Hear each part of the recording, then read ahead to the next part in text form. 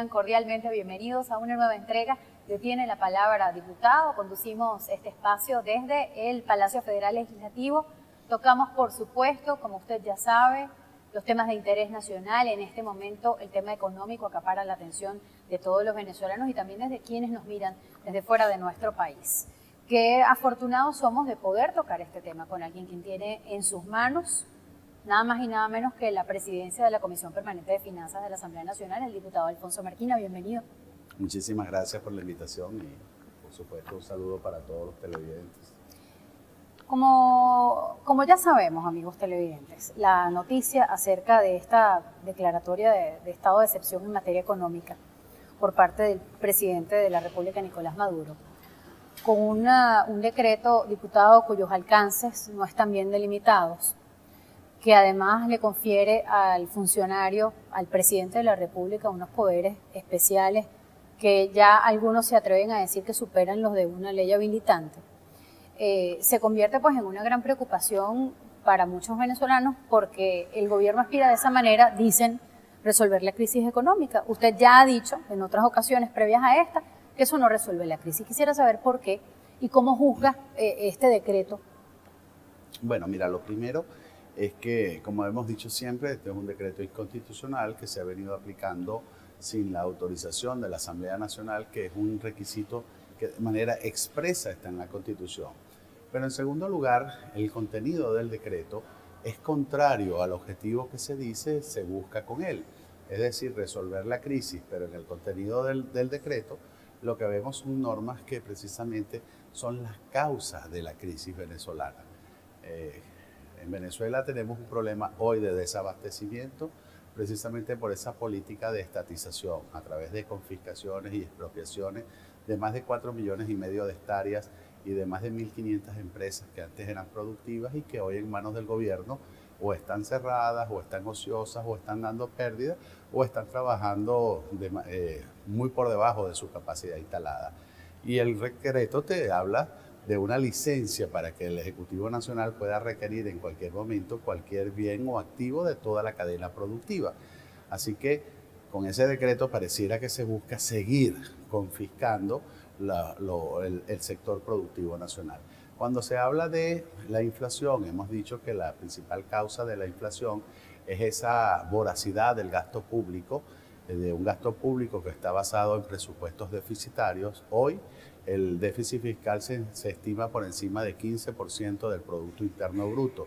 Y ahí lo que vemos es una licencia para delinquir en ese decreto, donde el presidente de la República pretende gobernar y manejar los recursos públicos sin ningún tipo de control presupuestario, donde él puede modificar, crear, eliminar partidas presupuestarias sin ningún tipo de control. Pero además puede contraer contratos públicos sin la autorización de la Asamblea Nacional. Y todos sabemos los altísimos niveles de corrupción administrativa que han marcado al gobierno de Nicolás Maduro. Ahora imagínense ustedes si puede hacer cualquier tipo de compra o de contrato sin una licitación pública, sin una consulta de precios, que es lo que ha venido ocurriendo en los últimos días. Por ejemplo, vimos cómo el señor Maduro le pagó al sector salud venezolano 70 millones de dólares de una deuda de más de 6.400 millones de dólares que tiene con el sector salud venezolano. Pero sin embargo, solo le pagó 70, pero sin embargo también anunció un convenio con Cuba por 1.400 millones de dólares para importar de Cuba productos del sector salud, bien sea equipos médicos e incluso medicina. La pregunta es, ¿por qué con Cuba? ¿Qué produce Cuba? ¿Por qué la intención de comprarle a Cuba y no de pagarle a los venezolanos para que cada dólar que se invierte en Venezuela para importar materia prima nos ahorra entre 6 a 8 dólares de producto terminado?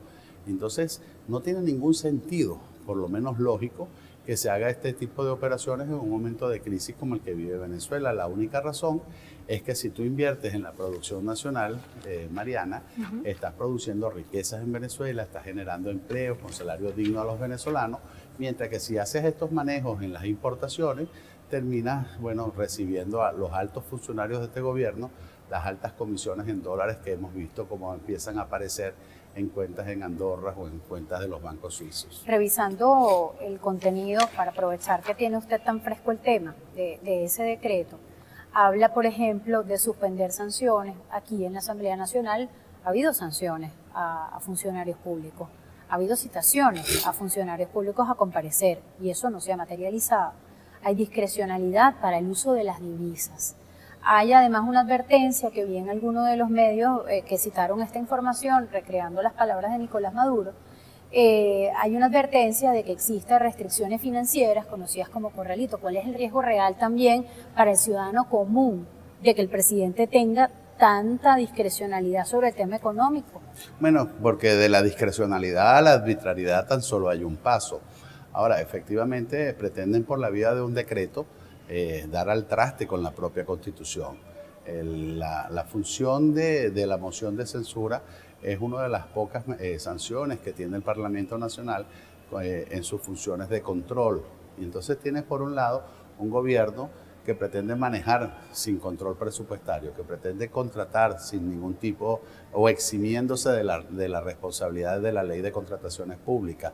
Pero además pretenden que la Asamblea Nacional tampoco los pueda controlar ni mucho menos sancionar. Así que lo que te decía al principio del programa, esto es un decreto que es una especie de licencia para delinquir por parte del gobierno de Nicolás Maduro.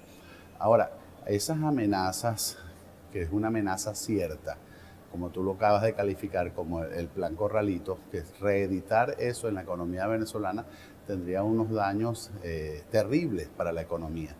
El hecho de que un gobierno pretenda, por órgano del Ministerio de Finanzas y del propio Banco Central, decidir cuánto dinero puede disponer cada venezolano diariamente, trae unas consecuencias nefastas, porque imagínate tú, no solamente es para los retiros en efectivo, es para las transacciones con emisiones de cheques o con el uso de tarjetas de crédito. El gobierno sería capaz de entonces de pretender querer decidir qué cosas, cómo, cuándo y qué uso le puedes dar tú a tu dinero, que es el producto de tu esfuerzo. Es importante dejar en claro estos puntos, porque quizás el ciudadano común es el que más quiere saber hasta dónde se ve afectado. Los que estarán a favor del gobierno sentirán que eso será una maravilla, pero los que no tienen sus preocupaciones y las exhiben en redes sociales a cada minuto. Yo voy a hacer una pausa. Al regreso seguimos conversando con nuestro invitado de hoy, a quien tiene la palabra, diputado.